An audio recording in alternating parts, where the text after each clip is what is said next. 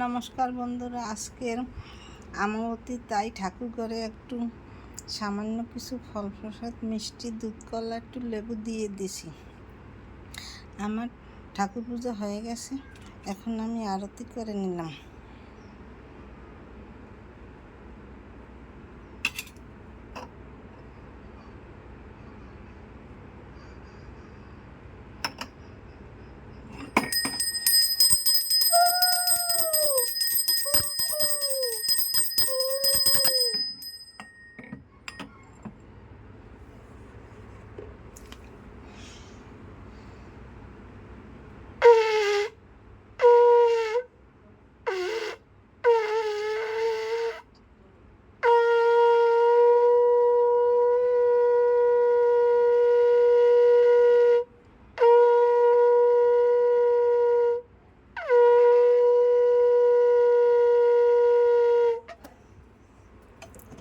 আমার আরতি করা সম্পন্ন হয়ে গেলে এখন আমি প্রণাম করে নেব।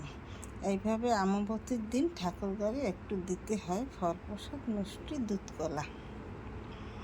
আমার চ্যানেলটিকে সাবস্ক্রাইব করে, লাইক, কমেন্ট, শেয়ার করে পাশে থাকুন। ধন্যবাদ, থ্যাংক ইউ।